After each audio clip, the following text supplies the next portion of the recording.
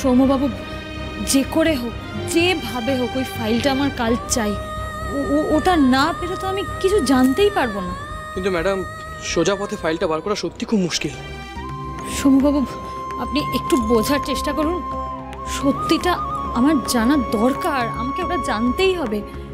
আচ্ছা, ওই ফাইলটা পাওয়ার কি কোনো পথ নেই? কোনো পথ নেই? হ্যাঁ, একটা উপায় আছে। কালকে রেকর্ড রুমে যিনি ডিউটিতে থাকবেন তার সাথে কথা বলি, যদি তাকে বুঝিয়ে একবার ফাইলটা দেখা যায়। আমিও যাব, আমি আপনার সাথে যেতে চাই। আমি নিজের চোখে ওই ফাইলটা দেখতে চাই। আপনি দেখুন ম্যাডাম, সিংহরায় পরিবারকে আমি নিজের পরিবার বলে মনে করি। আমি যতটুকু পসিবল আমার পক্ষে সম্ভব আমি আপনাদের হেল্প করব, কিন্তু আপনি যেটা চাইছেন সেটা খুব রিস্কি। আমি জানি না আপনাকে সঙ্গে নিয়ে আমি রেকর্ড রুমে ঢুকতে পারবো কিনা, মানে তার অনুমতি আমি পাবো কিনা আমি জানি না। আমি বুঝতে পারছি সৌম্যবাবু, আপনার সমস্ত কথা আমি বুঝতে পারছি, কিন্তু আমার কথাটা একবার একটু বোঝার চেষ্টা করুন। আমার জেঠুর সাথে একটা বিশাল বড় অন্যায় হয়েছে। গাড়ি চাপা দিয়ে চলে গেছে, অথচ কারা এই ঘটনাটা ঘটিয়েছে তাদের নামটুকু আমরা জানি না। যারা এত বড় অপরাধটা করেছে তারা ক্ষমতার জোরে, টাকার জোরে সমস্ত কিছু ধামাচাপা দিয়ে দিয়েছে। আর আমি খুব ভালো করে বুঝতে পারছি আসল অপরাধীকে আড়াল করার জন্যেই এই ফাইলটা এইভাবে সরিয়ে রাখা হয়েছে। কিন্তু এত সহজে তো আমি হাল ছেড়ে দিতে পারি না শুনুন। কাল আমাকে ওই নামটা জানতেই হবে। আইনকে অনেকেই খারাপভাবে ব্যবহার করে, সেই আইনকেই সাথে নিয়ে আমি আপনার পাশে থাকবো। মিসেস সিংহ রায়, এই অপরাধীকে শাস্তি দিতে আমি আপনার সাথে আছি।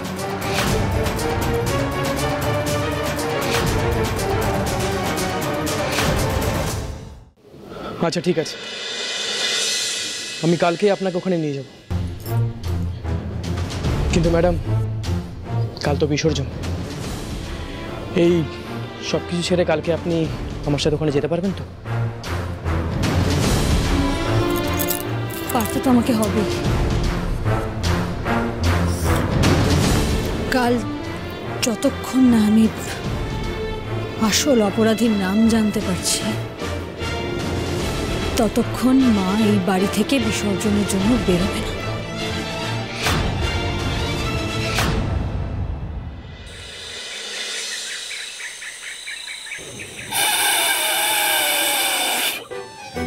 ওরে বাবা,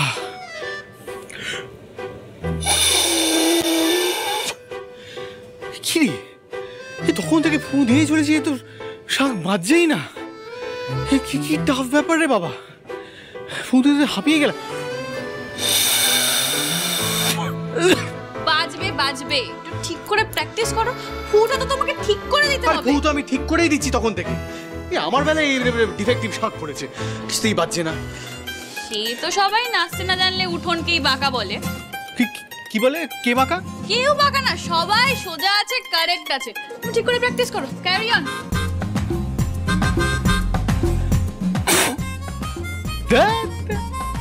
এত এফোর্ট দিলে এতদিন গিটার, পিয়ানো, বাঁশি সব শিখে যেতাম। কি টাফ একটা ইনস্ট্রুমেন্ট রে বাবা, কিছুই বাজাতে পারছি না। আরে এই কম্পিটিশনের জন্য শাক বাজানো যে কারমাতে গেল, মাথার দেখলে একদম নিরে।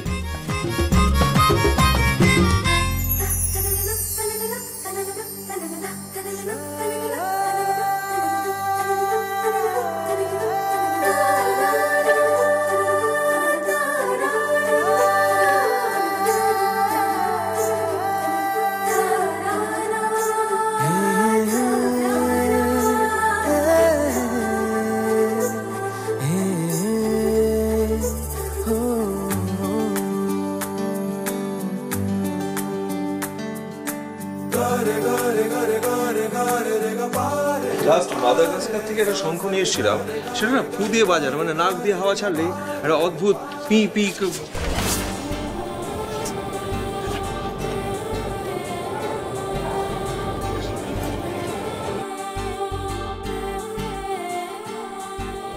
ব্রো ব্রো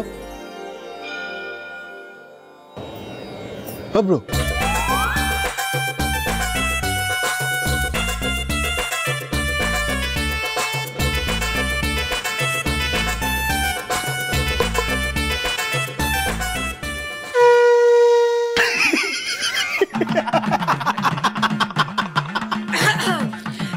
বলেছিল সে নাকি বউয়ের জন্য কম্পিটিশন জিতবে,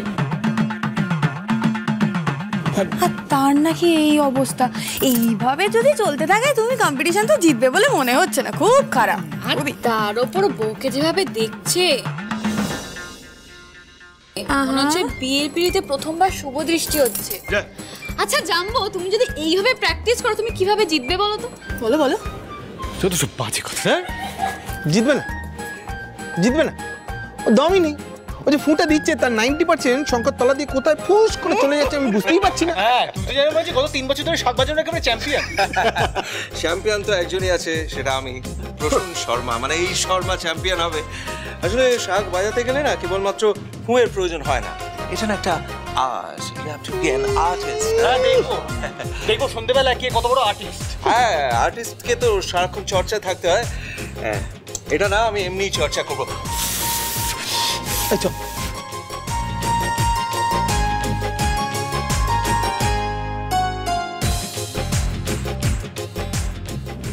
আপনার শাক বাজানোর যা অবস্থা দেখছি, মনে তো হচ্ছে যেটাতে আপনার আর হবে না।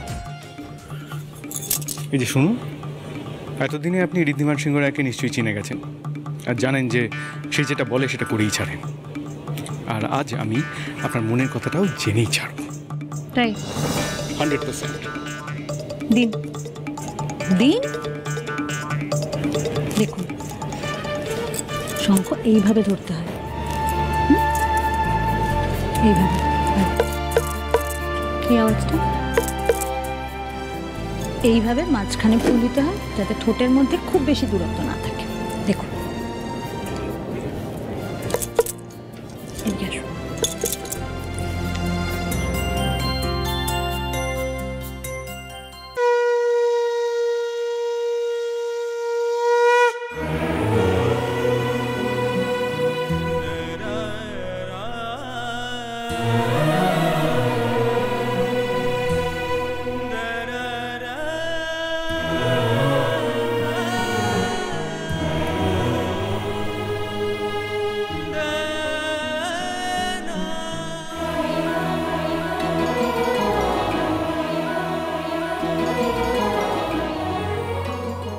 খড়িও আপনাকে তার মনের কথাটা জানাতে চায় ঋদ্ধিমান বাবু, তাই এই কম্পিটিশনটা আপনাকে কিন্তু জিততেই হবে।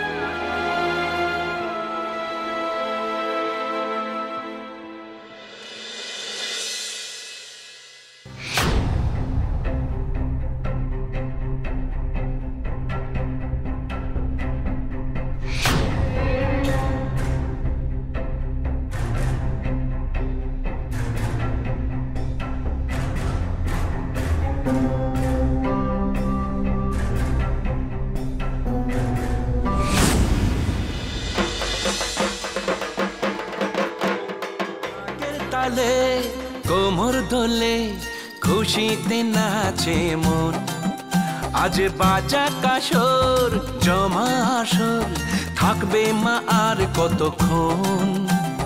ঢাকের তালে কোমর দোলে খুশিতে নাচে মন, আজ বাজা কাসর জমা আসর থাকবে মা আর কতক্ষণ।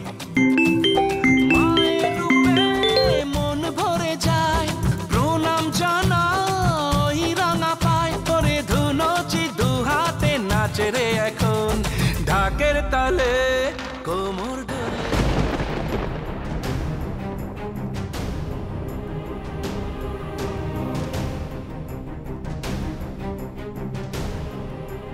খড়ি হঠাৎ কোথায় গেলেন?